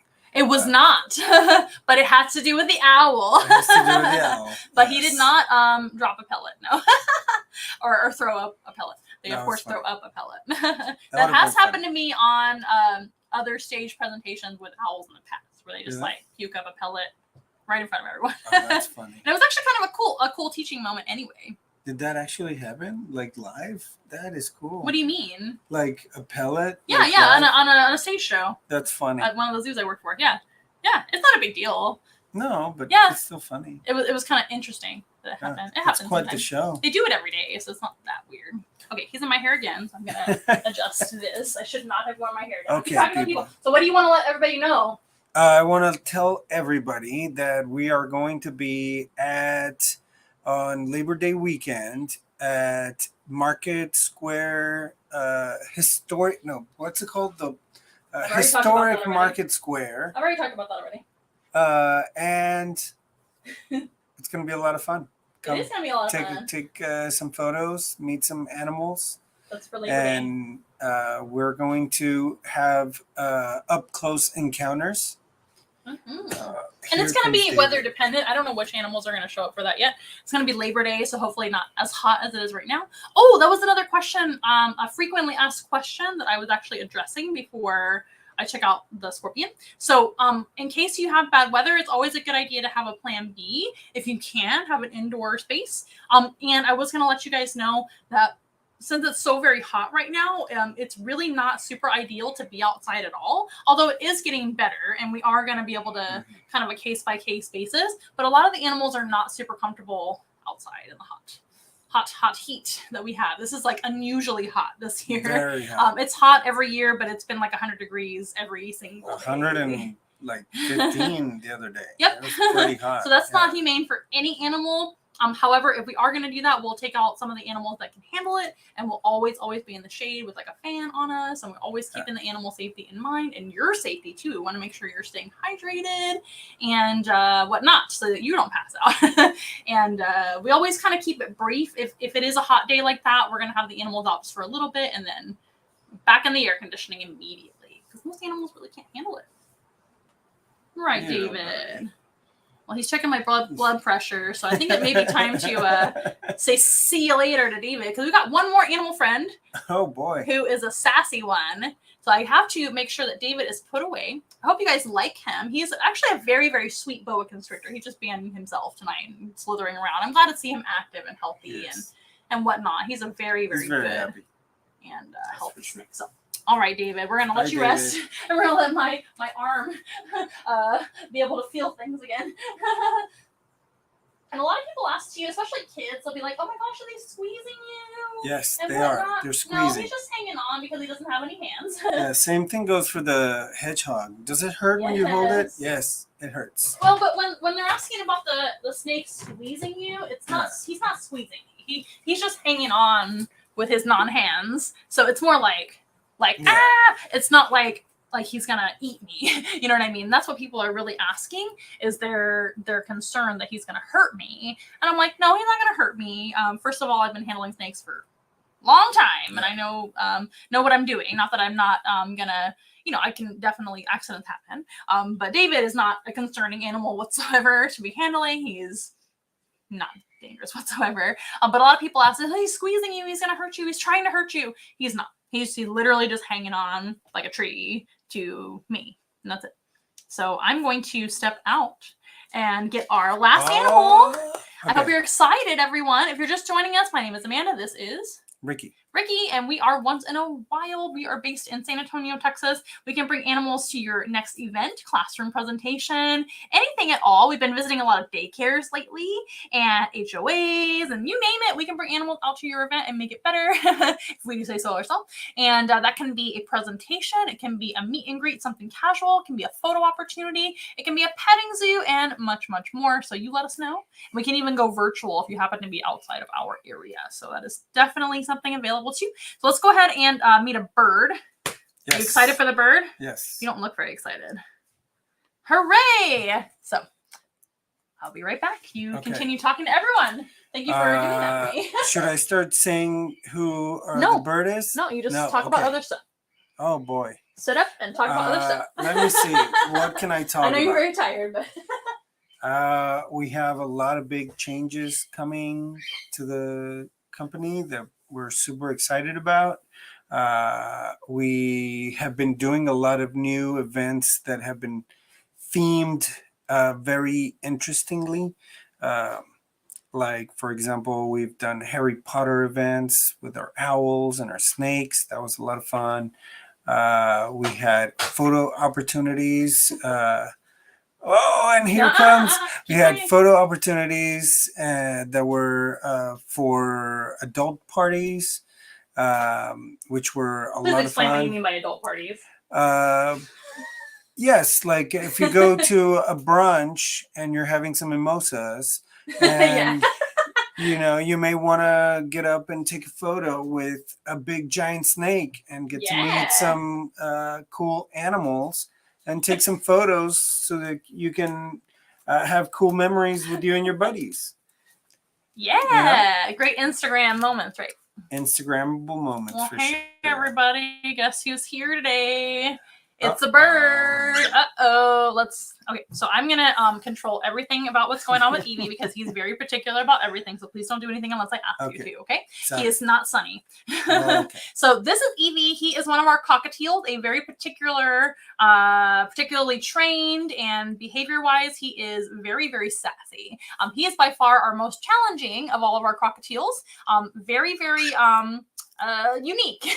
Let's just say unique. But he's a good boy. He's actually tame, as you can see. But he does everything kind of on his terms, which is honestly pretty common with most parrots. You have to kind of convince them to work and make it their idea. Otherwise, they're not going to do anything for you. But Evie is a male cockatiel. He's actually the natural color of what cockatiels look like in the wild. And do you know where cockatiels are found in the wilds? Australia. Australia, very, very good. Come here, Evie. As you can see, he's pretty hungry right now, which is how we want it. And you can just throw that down or just leave it there. He is nice and food motivated right now, and he's eating his favorite snack, which happens to be millet seed. And that is something that they would eat in the wild. They're going to eat grass seed, millet seed, all kinds of vegetables. They're herbivores. They will eat nothing but plants in the wild or with humans as well. And seeds oftentimes are their very favorite, so we use it for training. He doesn't see this every single day. But yeah, Evie's a special snowflake, but we love him anyway. He doesn't do a ton of programs because he's not super comfortable with strange scenarios, situations, and people. He likes people, but he doesn't really like hands very much. He's doing really well here. He does the best here in the studio. So I know he kind of looks like I'm not telling the truth, like he's being really good, right? But he's super motivated because he's hungry right now. So aren't you being good? What a good boy. Do you want to talk for everybody? Step up. Good boy. Okay, so he likes to talk to himself. The best way to get him to talk is by showing him a mirror. Let's see if he will do it. He says hi. He says actually a lot of words and phrases for a cockatiel. Cockatiels are a type of parrot, and parrots can mimic. Not every parrot is good at it, but he's pretty good at it for a cockatiel. Yeah, there you go. Somebody prompted you to whistle. Good boy. That's an easy one, though. Can you say something else? Kissy, kissy. Oh my gosh, very pretty. Are you pretty? Ricky, do cockatiels make good pets? What do you think? For the right person. For the right person. I would venture to say they're probably the best pet parrot. But parrots are extremely challenging pets. They're extremely messy. Yeah. They are very needy. It's much easier to actually have more than one because they have company, because they're extremely social. They will absolutely demand your attention all the time if you don't give them a friend. And they don't always like each other either, so that's a challenge too. But cockatiels typically do love other birds, especially if they're around the same size as them and whatnot. They're super social. Would you like more treats? Can you do an impression of a squirt bottle? Can you do it? You can do it, you just don't want to. No, it's been a while. So he's actually not been on the program in a long time either, and that's my fault for not giving him enough practice. We've just been super busy with other stuff. Come here, buddy. But him just hanging out is a good reason to get treats anyway. So when you train birds, you absolutely can't force them to do anything. You just have to either kind of lure them to do stuff or convince them it's really fun. Birds don't do well with force or any sort of fearful situation, and you have to expose them to a lot of new situations to get them to be comfortable as well, right, Evie? Now, cockatiels in human care come in a lot of different colors. We have 2 yellow cockatiels called Lutino, not to be confused with Latino. It's Lutino, which is the yellow with the orange cheeks, but this is how they look in the wild. Now, they all look the same pretty much, but males and females do look a little bit different, which is very weird for parrots. So parrots typically are what we call monomorphic, which means they're like twins. They look exactly the same male to female. They have almost no difference. But cockatiels are one of the few that actually do have a little bit of difference. Nobody really knows why, because most parrots are not like that. Cockatoos are their bigger cousins. Cockatoos and cockatiels are from Australia or Australasia, and they both have like the mohawk situation, the crest on top of the head, and but cockatoos are monomorphic. They really don't look different between male and female, so we don't really know why in the cockatiel world they do, but most cockatiels look relatively the same. They have a gray body, white on the front of their wings, yellow faces, and orange cheeks, and nobody knows why they're colored like that, but they do kind of blend into each other. So blending into each other is one form of camouflage. They don't really look like trees or anything green to blend into trees, but they look like each other. These guys actually have huge flocks that they live in together, and that will help them blend into the flock so they don't stand out. If we get one white cockatiel out of all the gray cockatiels, then that one white cockatiel will be eaten by the hawk or the falcon very, very fast, or other predators too, because they will stand out and the predator goes, aha, I want that one, and not the typical gray one. As you can see, he's a busybody today. He's just really hungry and whatnot. Like, give it to me, give it to me, give it to me. I know. Come here. Good boy. As you can see, he works when he wants to, and he's much better behaved here in the studio than he is in his own room. We do have a bird room. They share space with other small birds like doves and a budgie and other cockatiels. That's what he shares his room with. He does have his own enclosure that he sleeps in at night to get his food and whatnot. That way it's a little bit safer. Come here. He's like, come on.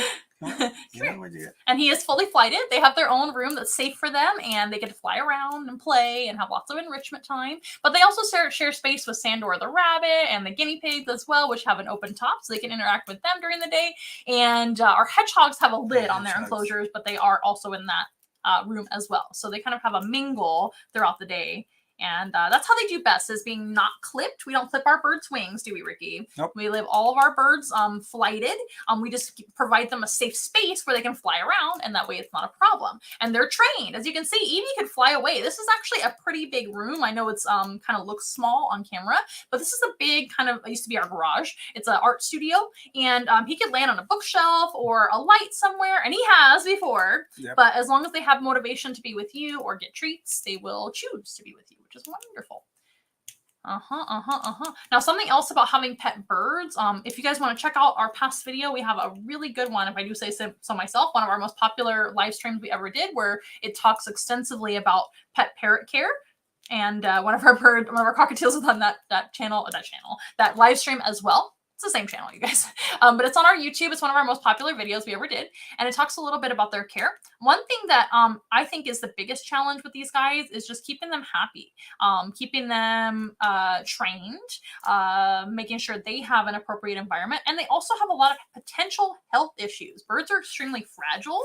I know he's very brave, but they can be very, very fragile animals. If you don't know what you're doing, you're welcome to sit on my shoulder. You don't have to eat everything in sight right now, although I know you would like to.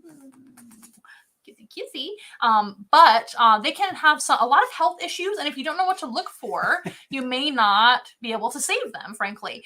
They have very, very sensitive upper respiratory systems, so you can't be like cooking in the same room where they live. So if you have your bird in, you can get down if you want to. You can fly around, do whatever you want. It's your life. So funny. He's got a lot of personality, you guys. He might be so our most challenging cockatiel, but he's got the most, definitely the most personality, doesn't he? Oh, so, yeah. And Evie is a male. Typically, male cockatiels are a lot more sassy and full of personality. He's down on the table right now, you guys. He'll come back. But on Instagram, you can see him running around eating the seed crumbs. Oh tippy toe. He is so funny. He is a silly goose, even though he's a cockatiel. He's a silly goose dressed like one. Aren't you? Come here. He's like, good boy.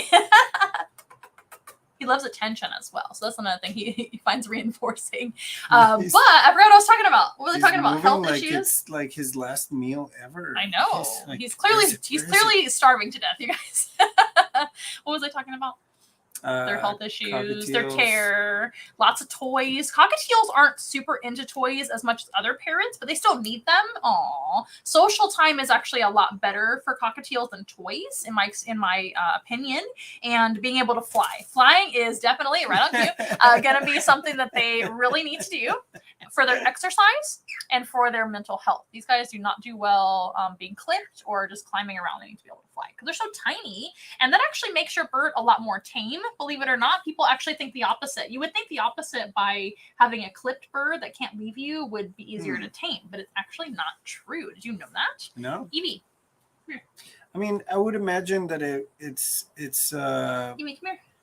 hard on any animal to be clipped of their main form of transportation. That's right. So a bird can walk around. They can climb around, but their main method of getting around is flying. For flying birds, not for like an ostrich, but for like a parrot, especially getting from A to B, especially a small parrot that has very, very strong prey instincts. So these guys are prey. It's just the way it is. In nature, they don't have a strong bite at all. They don't have a strong bite even in human care, which makes them actually a pretty decent parrot to kind of get used to if you're not used to parrots. They don't have a strong bite. I've never been severely bitten by a cockatiel ever. I've been severely bitten by lots of parrots. These guys have a weaker bill, and they actually have a weaker bill than even a budgie, which we also have a budgie as well. Budgies have extremely strong bites compared to cockatiels. Nobody knows why. It's just the way it is. Cockatoos are some of the strongest beaks in the animal kingdom and can bite your finger right off, so don't get bit. These guys, that's pretty non-severe, so they're pretty good. Here's another one. Oh my gosh. Come here. Oh my gosh. You can do things. You're so smart. Maybe we need to start trick training you. Come here. That'll be fun. Now that we know what you like, right? We've always known what you like. Oh my gosh, I get so distracted because they're so crazy. He's a lot crazier personality than like Sunny. Sunny will just sit with you and hang out. Look at him. He's like, just all about life. He loves his life. Oh yes. I wish I lived seeds as much as he but yeah, so they're very prey instinctive. So having no ability to get away from you makes them more likely to bite you. And that's any parrot, or any bird. If they are a biting type of bird, like a parrot especially, not really like a duck or something like that. Ducks have like no biting power. But any type of bird that can bite for defense, and you take away their flying ability, they're probably going to bite you if they feel cornered or anything at all. So taking away their wings actually makes them much more likely to develop that habit of biting somebody. And our birds don't have that. I mean, they can still bite, but they can also just fly off if they get nervous. So yes, we're talking about the drag party. I did. It was a lot of fun. So that was a Britney Spears themed drag brunch. What was the name of the bar? I totally forgot when I was talking about it earlier. And you forgot too. Oh no. Ricky, no. Something Rosa. I'm so sorry. It was Porta Rosa. Porta Rosa? Yes. Okay, now let's talk to yourself again. Talk. You can do it. I know. Food is everything. Oh, buddy. Turn around. No, we're not going to do that. He's not very good at that one. You're better at it than him. We're going to do stuff to help be successful at. Say hi. He says hi. He says a lot of things. We're working on putting them on cue. Goodbye. Okay. Come here. Yeah. So sometimes animals too, when they're smart like a parrot, and they know they're going to get lots of rewards, they might offer different things, just like dogs. Dogs will sit if they know they're going to get treats for sitting, right? Birds will oftentimes go back and forth to come back to your hand in order to get rewards. But I didn't ask him to do that, so I'm not going to give him a reward for doing that. You're a good boy. What questions do you have about Evie? What do people ask about them? About Evie, I haven't seen Evie or cockatiels in. I mean, a lot of the questions have been about. He's gonna sit with. What does he eat? Mustache. On the shoulder.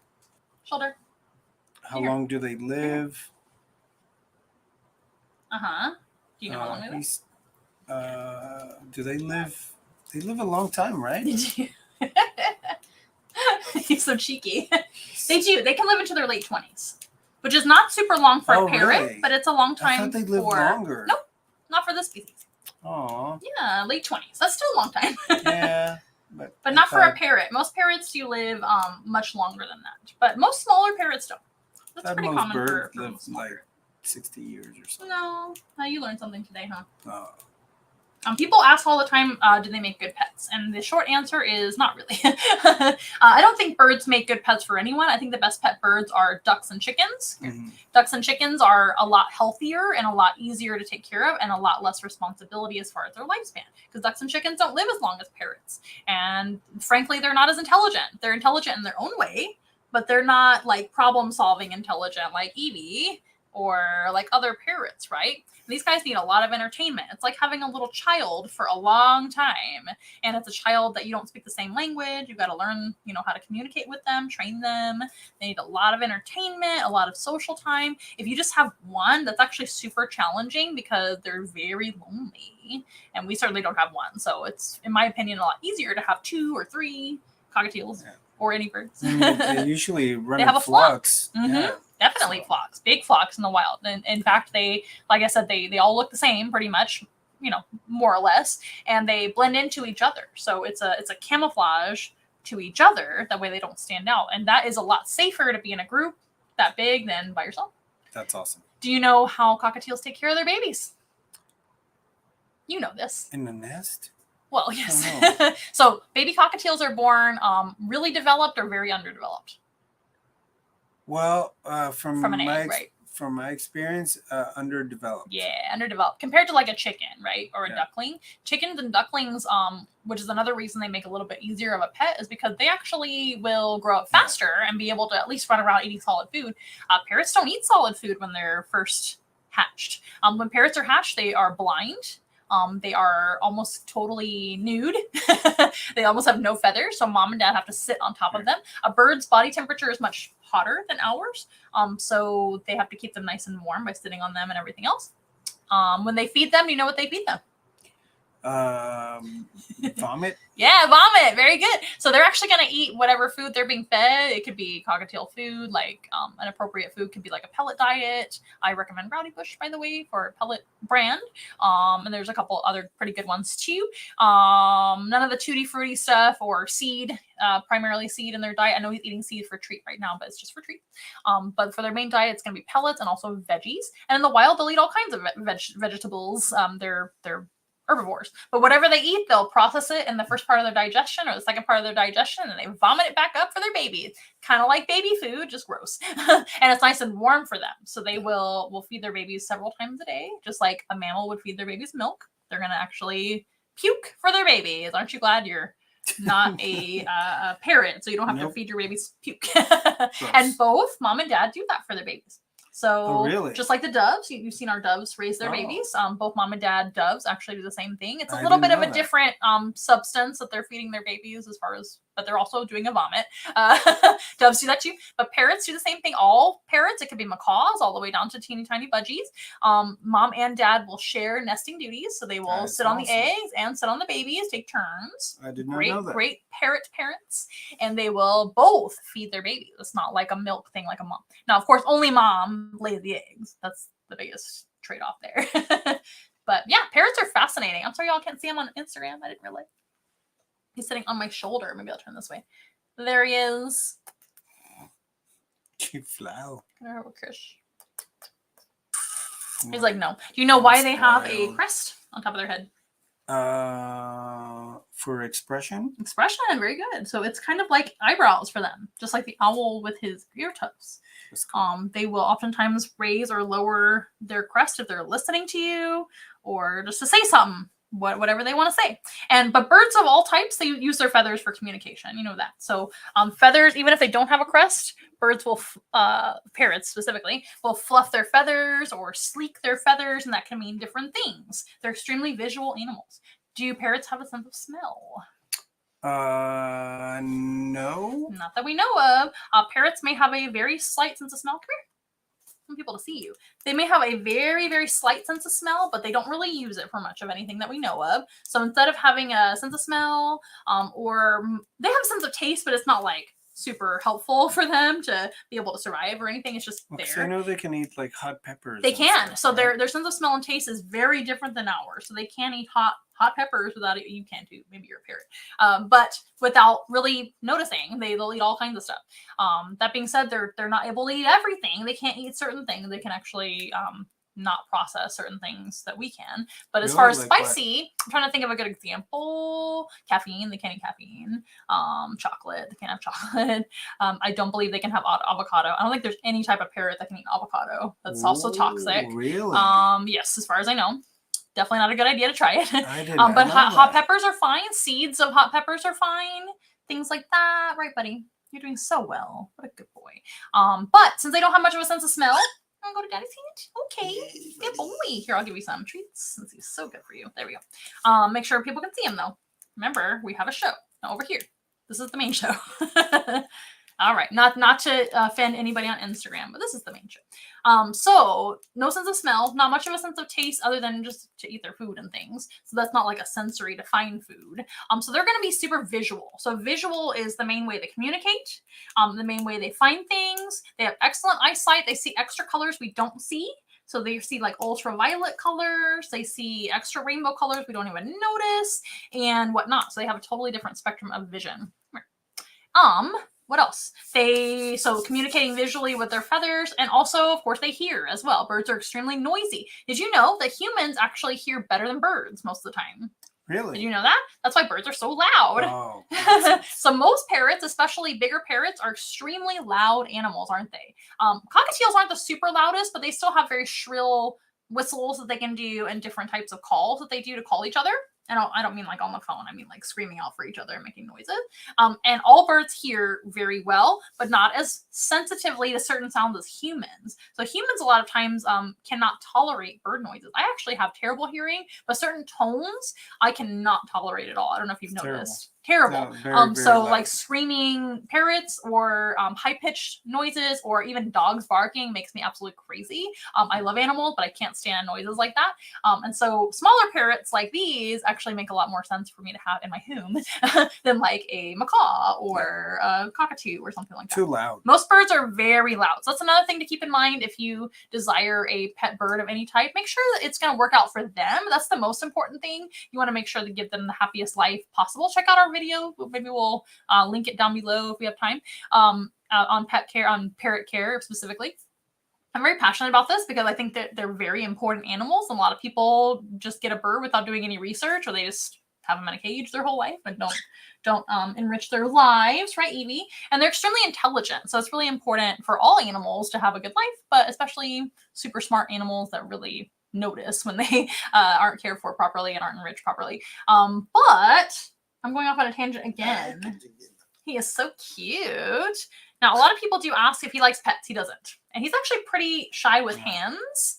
But as you can see, he loves treats. So he may go for a treat. And he's doing much better than he used to. As you can see, he's having a pretty good day today. It all depends on how much motivation he has. So parrots and birds in particular, giving him all the leftovers that fell down. Yeah, they're all kind of like husks at this point. I know. Make sure he's on camera there. There you go.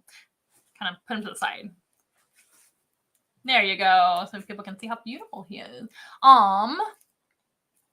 But these guys need some sort of reward for doing what you ask them to do. And we're asking them. We're not telling them what to do. We're asking them, and then they get something for doing it, right? They don't do well, like I mentioned before, with being punished or, of course, being hit. There's no sort of bird training that works with harming them or making them scared. They're already prey animals. We have to make them nice and comfortable with us. That way they want to work for us, right, buddy? And then if you find something that they don't like, you just try not to do that anymore. Okay. Aww, well, it's been a lot of fun. I know you kind of came in the middle of things, so thanks for doing so. And I'm really proud of Evie. He's been doing really well. Maybe we'll do some more work with Evie, and you'll see him more often. If you guys need anything at all, silly. Oh, that would be a cool one. Here's a suggestion.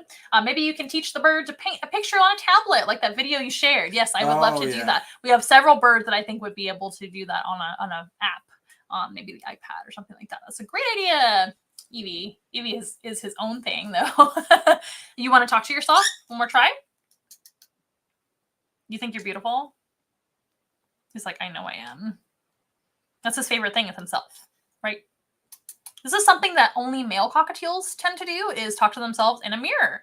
So that's one way you can actually figure out the gender of your bird. The only surefire way is to actually do a DNA test. But when you've been working so long with parrots and you know what to look for, then you can do your very best to guess what gender. We have 2 females and we have 1 guy, and this is the guy. No more? Oh, I knew it. I knew you wanted to talk some more. In fact, we had to remove any and all reflective things in his bird room because he was obsessed with himself at one point, including in the mirror and in the glass and things like that. He's silly.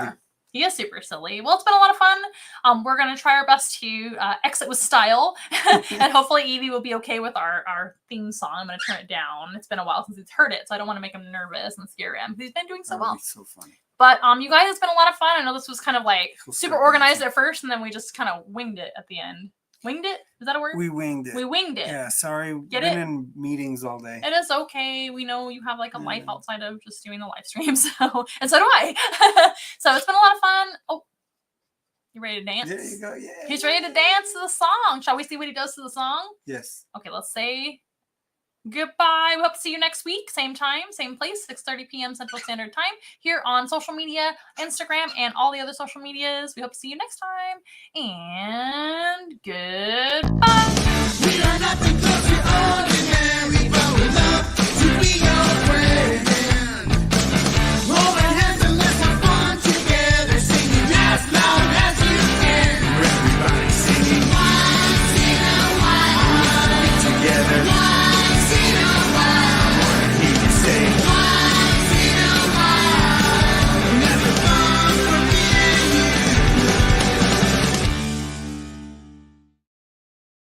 Well, apparently he dances to his own beat and not necessarily to the beat we want him to, but he's an individual and he does what he wants, and that's okay. Well, we hope you guys have enjoyed the show. If you want to check out our public events, visit onceinawild.com to see which events are popping up all over the San Antonio area, and stay tuned to social media. Follow us, subscribe, share, like, and comment, and ring the notification bell if you have one of those. There he goes. He's ready to dance now that there's no music. Now I don't want to go. Well, he's excited for life. I hope you guys are excited for life, and we'll see you guys next time. Bye.